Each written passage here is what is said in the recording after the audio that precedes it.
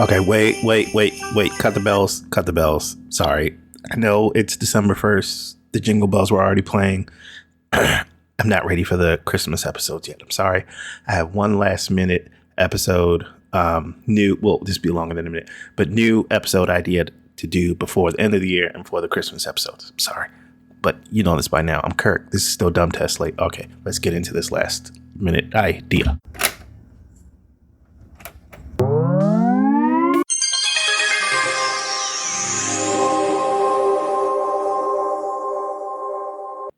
Now time for some interactive fun.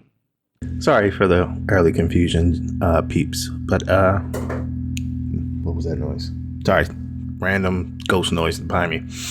But if you've listened to this show before, you know I'm usually all over the place. But like I said, this is Kirk.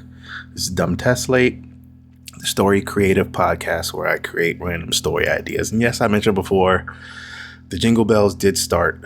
Today is December 1st. We're on the Christmas creep, but hold your merry little horses. We're not ready for the Christmas episodes yet. They're coming. I'm going to allude to those at the end of this show. But there was one idea I wanted to get out before the end of the year, a new idea, because I had a recent inspiration to kind of come up, happen spontaneously, and basically give me inspiration to revisit an old idea. I don't think maybe I mentioned it before on one of the episodes, like in passing, but I've never done like an episode specifically about this, trying to create this idea and build it out. Okay. So the story is, sorry, early in the episode, brain fart. Won't happen again. If this was a visual podcast, you would be able to see my brain shut down in real time. But okay, I'm back. Okay, the story is based on the Greek myth of Orpheus and Eurydice. The story where Orpheus has to walk out of the underworld and not look back at his, wife Eurydice until he makes it out of the underworld. But of course, he messes up at the end, and she's pulled back into the underworld. It's one of my favorite ones. It's when you think of Greek myths, that's the one that pops up a lot. It's used a lot in different symbolic things about love, about looking back or whatever people turn it into. I was always interested in that story because my mind always wondered of what happened after that. In the actual Greek myth, Orpheus, the male character, he's a musician, a poet, a singer, and all this stuff. He's very famous, and he can basically sing and gain favor from, inanimate objects and animals and all this stuff. And he basically wanders around and writes these really sad songs, and he ends up getting torn limb from limb, and he ends up back in the underworld where him and Eurydice can be together again. But I never liked that ending. It's not that great to me. But I always wondered what happened immediately after she was pulled back to the underworld, and also how long was she in the underworld? Because in the Greek myth, I think she dies soon after they're married. I don't know if it's like a couple days or something like that. They fall in love, young love. They get married, and then she steps on a viper or something like that, get poisoned, dies, taken to the underworld. But I always wanted to create more with that story because I like the concept of it. It's like tragic love and loss and all that stuff, but I wanted to create more. So one of the original ideas I had with this that I wanted to create was it was going to be a weird sitcom where Eurydice gets pulled back to the underworld. And while she was in the underworld, she was in a relationship with one of the female rulers of the underworld, like a goddess. And as soon as Eurydice gets pulled back into the underworld or whatever, the goddess she was in a relationship with while in the underworld just goes, well, look who's back. But that was the original thing, but I wanted to add more to this. I had recent inspiration that I'll get to in this episode. So that would be like the starting point of my story because everyone knows the end. So I will want to take it into many different directions because the main cuss is going to be that in my story, Orpheus or the male character that's shaped after Orpheus in the scenario that he does bring Eurydice back. I think there's a Greek myth, like this is, of course, there's a Greek play or something, an old Greek play written There's a version of it. I think it's written by Euripides. From what I remember, the mini podcast I listened to about this, where there's a version of this where Orpheus does bring her back safely. But I don't know. I didn't dig too deep into it. But in my story, he does bring her back. But Eurydice the story splits into two. So it'll be two simultaneous stories where Orpheus brings back Eurydice back to Earth. But a part of her splits off and stays in the underworld with her, with the goddess that she had a relationship with. So basically, Eurydice, who basically, this is the thing about Greek myths and stories like this, where not a lot about female characters are basically built upon or dug deep into. They're just basically like pawns in the story. I want to basically write a story that's not mostly about Orpheus, not, he's not the main center character. It's going to be about Eurydice as she's split into these two different characters. She's torn in this young love that never grew, but then she's thrust back into on Earth, and also this love that she was just starting in the underworld with the goddess that she's kind of thrust back into, and then there's doubt between them because she chose to leave to go back with her original love, Orpheus. So the story is going to be kind of told through her perspective and eyes as she's split now. The relationship between the Orpheus and Eurydice character on Earth is going to be strange because there were a young couple that really didn't get to know each other. They didn't get past the honeymoon phase, and they're back in this new love affair. But it soon, with a lot of young love, goes sour or goes not the way Orpheus was expecting it to, because he has all this excitement. He has his love back, but he starts to feel that she isn't the same. And that's the thing about excitement and love, that he sees, or he eventually sees over time, that the part of him that was so excited was mostly what was in his mind. It wasn't the reality of the love that was made up between him and Eurydice. And the symbolism of her being split, is a visual to the audience.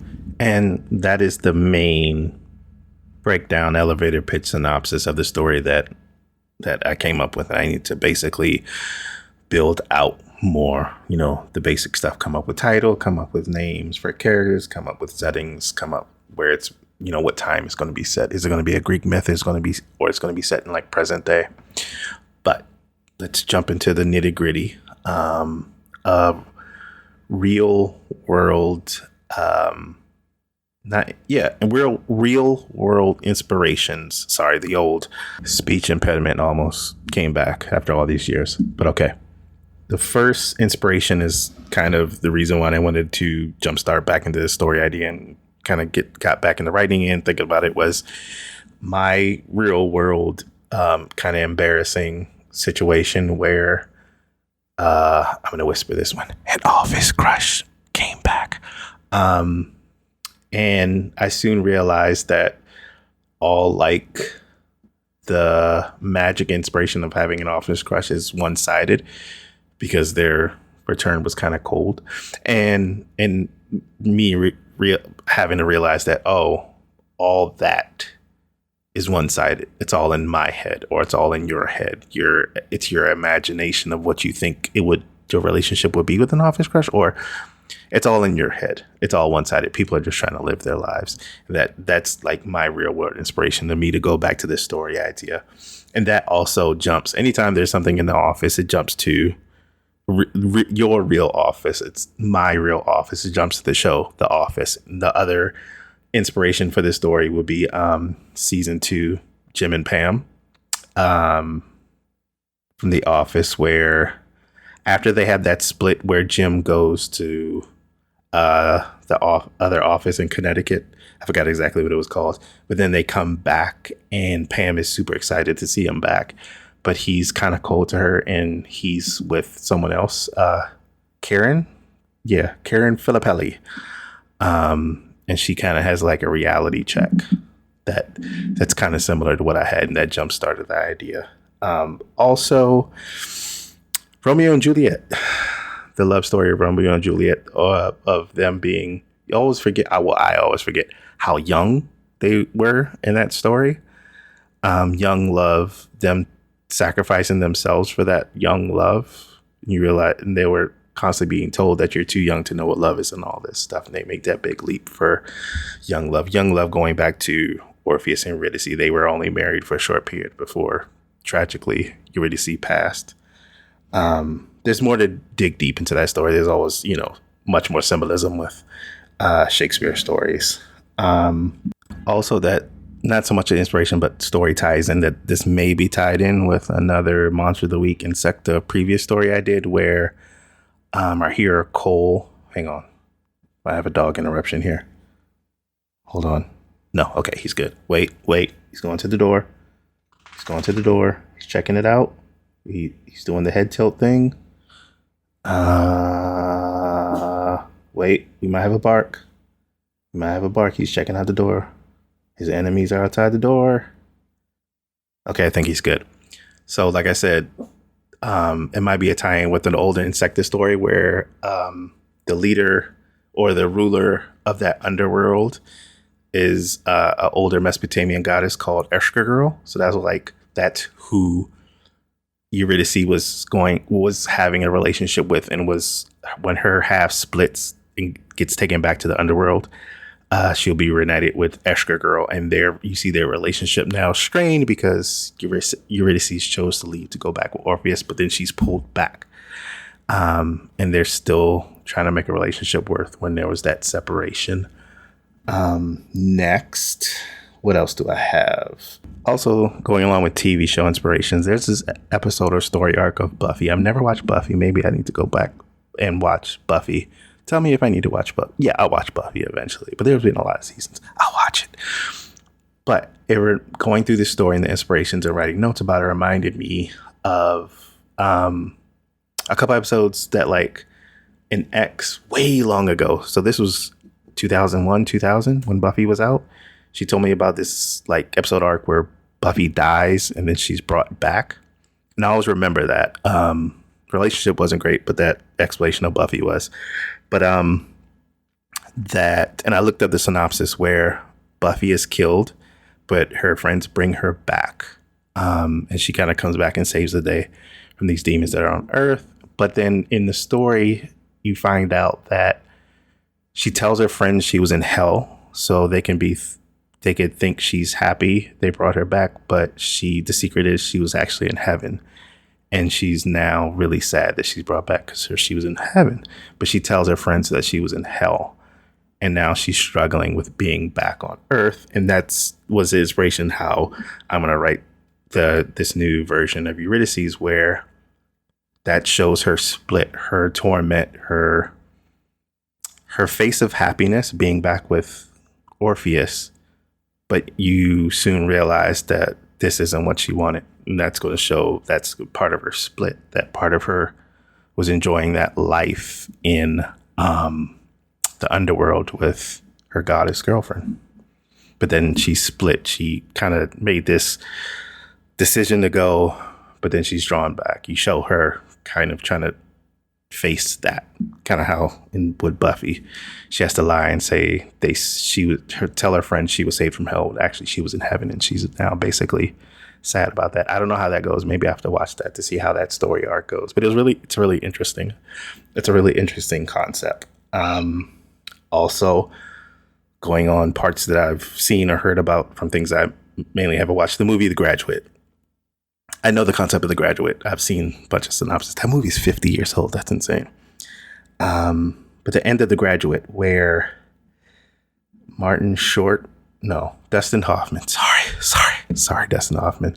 I know you're listening. But his character at the end, that's a very famous scene where he's banging on the glass, yelling, Elaine, Elaine, Elaine, and at her wedding, and she runs off with him. And the ending scene where they're on that bus and they just escape together, like interrupted the wedding. They escape together and they're smiling, and then soon their smile fades as the reality kicks into both of them. It's weird because if you watch that, the camera when it's just showing on their face, one stops smiling and the other smiles, and then it switches. One stops smiling and the other smiles. Like it's that confusion where reality kicks in and your feelings of love kind of dissipate as you think of what you're supposed to do next. That's going to be kind of another inspiration to Orpheus and Escher Girl. You realize Orpheus basically tore his girlfriend, not tore her apart, but pulled her away from something that she didn't want to be pulled away from. Like he has to wrestle with his own selfishness, in that the feeling he had for her was just in his head, and the reality of her is that she was torn apart by his decision. He has to basically struggle with that. He has to swallow his ego as he sees his love, or what he thought was his love wasn't actually real, and that his love, Eurydice, is basically torn apart. Her personality is torn in these two parts, is what I'm trying to show. Also with that, another inspiration I should say remembered, is going to be from Lost in Translation, one of my favorite movies. It's such a great atmospheric movie, so beautifully shot. But there's one scene that always sticks with me. There's a scene where Scarlett Johansson's character, where she's there with her actual husband in like the hotel room, and he's talking about something. He's like a famous photographer. And he's talking about something about this band he's shooting, and she's just kind of barely there. Like you can see her just agreeing with it, whatever he's saying, just going, yeah. Like she's not really saying what she wants to say or putting her input. She's just kind of going along with it because she's there. That's what she's supposed to do. It's kind of that emptiness of a relationship that always stuck with me in that scene. That's going to be kind of the atmosphere of Orpheus's character and Eurydice's character when they're bought Brack. Like he's so happy, he's rambling about something and he's going on that he's so happy that she's back with him, but you see her responses and how she's reacting to him. She's barely there because she's been torn. She's back somewhere that she's not used to anymore, or a partner she's not really used to, because he's been gone, she's been gone, and she's not really back. You kind of have to see that in that scene. There's probably other scenes like that kind of show that emptiness in a relationship, where a relationship hasn't really been built out, or it's new, or it's ending, and the people who are really excited about it don't realize that. That's something I want to push across as symbolism in this story. There was one other thing I wanted to add. Oh yeah, like listening to a podcast, I need to like have a refresher about the actual Greek myth of Orpheus and Eurydice. But there's this the story that goes that Orpheus goes back to the underworld and he asks, I think it's Apollo, and I forgot the goddess. I always forget the goddess. I'm so sorry about that. If he can have Eurydice's back, and that's when he's told you can have her, but you have to hold her hand, you can't look back, and all this stuff. So the story will go that the character that Eurydice, the goddess that she's in a relationship with in the underworld, also asks the rulers of the underworld, or makes a deal that she doesn't want Eurydice to leave. When she sees this happening, she sees Orpheus come back and try to take Eurydice. That's right after Orpheus, let's say just Escher Girl, to have a character name on it, this old Mesopotamian goddess that I used previously. She wants Eurydice to stay, and that's where the deal is. You see the actual split. Part of Eurydice stays, because they did have a relationship, and part of Eurydice leave. But you see a not whole person try to keep two relationships together, two parts of them together. That's just like something I wanted to show as like a mirror reflection of the actual Greek myth of Orpheus asking the ruler of the underworld if he can have Eurydice's back. But I think that's the main thing, the main story of the story, starting from the end of Orpheus and Eurydice. It's funny because if you watch the ending of the movie The Graduate, it really does look like, because the story is Orpheus walks through the underworld to get his love back. And the end of The Graduate, Dustin Hoffman's character goes to a church, fights off like the family that's gathered for this wedding to get his love back. So it's kind of a great matching symbolism between those two stories. But that's going to be the end. That ending is going to be kind of the start of the story. You see that tragedy right after love, and what the story goes through after that. That's what I'm trying to write. Also, I was like sitting down to record this episode and the old fear kicked in. My old fear of I do all this work. I get really excited. I do all this research. I do all this writing. And then what I'm trying to create has already been done because I was trying to think of a title of this. The only title I have is Cold Feeling Return. And that's just basic. That's just to me to remember it like a mnemonic device. That wouldn't be a good title. And I was like, oh, what about the title Hello Again? So anytime I think of a title, I have to Google it to see if it's already been done. It's already been done. It's a movie starring the great Shelley Long from the late 80s, 1987. And it's about a wife who died, has been brought back to life, and her husband is like remarried, and she's trying to deal with her husband that moved on and being brought back to life. I'm like, oh my gosh, something that I just thought of, and I'm really excited to create this stuff. It's already been done in the 80s with Shelley Long, and I'm like, oh. But like I said in the last episode, never be fearful to never let fear of something that's already been done stop you from creating, because I'm stealing that from a podcast I heard it from. So yeah, I don't want to. You always have to honor the great Shelley Long, but I'm not stealing her story, her movie from 1987. It only has a 5.3 rating on IMDb. You have to watch it because you have to watch the great Shelley Long. But maybe this will be another inspiration. Looks kind of funny in the way those late 80 movies. Actually, I'll play the trailer for you right here. Jason and Kim had all the ingredients for a perfect modern marriage. Style, status, and each other. Until one night, his dead wife, Lucy, decided to come home. You're dead! I'm alive. How did I get here? Now, Jason doesn't know what to do. What are you doing here? This keeps coming up. Kim doesn't know what's going on. This is insane. Who are you? And everybody in the world seems to be after Lucy. What is going on, Zelda? Did you put funny herbs in my tea? Mom, I don't think you've realized the importance of what's happened to you. They never thought life after death would be like this. Let's go say hello. You can't say hello. He was at your funeral. Hello again. So I'm going to honor the great Shelley Long. Not that she's passed, she's still alive, and try to recreate in my own way her Hello Again movie in my own way. Way after 1987.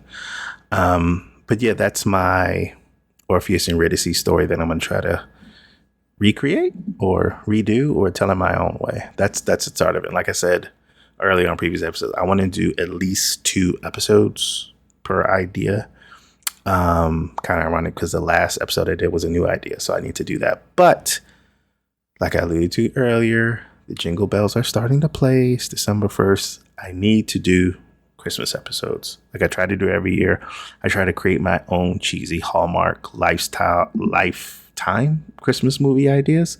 The cheesy one where, the protagonist is, the big city banker, the big city lawyer, gets lost in small town love. It's like stuff like that. I know I created at least one last year. I kind of like the one I created last year where there was like a boy band character who's trying to hide the fact that he was a boy in a boy band. It was something like that.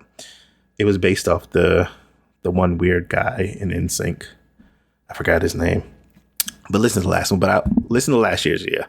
I'll try to create new ones because I was listening to a podcast called What Went Wrong. One of my favorite podcasts to listen to about all the trials and tribulations that goes with making movies. And they covered Bad Santa because they're doing their Christmas movies. And I was like, I've been trying to think of how I'm going to come up with these Christmas ideas. I was like, oh, I'll create my own versions of Bad Santa. I'm doing it air quotes, but not create Bad Santa, but bad Christmas movies, or really not family Christmas movies, I should say. Alt Christmas, where Santa isn't going to be the usual Santa. Let's say that. I'm going to try to do that. Well, that's going to be my theme. I'm going to create, the easiest way to say it, I'm going to create my own version of Bad Santa, or I'm going to create my own Bad Santa movies. That's not exactly like Bad Santa, because Bad Santa is a really good movie. I actually need to rewatch it. Okay. So hopefully that's what will be coming up next because we are on that Christmas creep. So I'm rambling. That means I need to end it. Thank you so much for listening. I hope you're doing something great. Hope you're ending the year great, happy, doing something nice for yourself, thinking of others. If you can do something nice for others, let's share niceness and wealth and caring and all that other stuff around this time and all the time out the year. But be good, be great to yourself. Love you all. Thank you for listening. Bye-bye.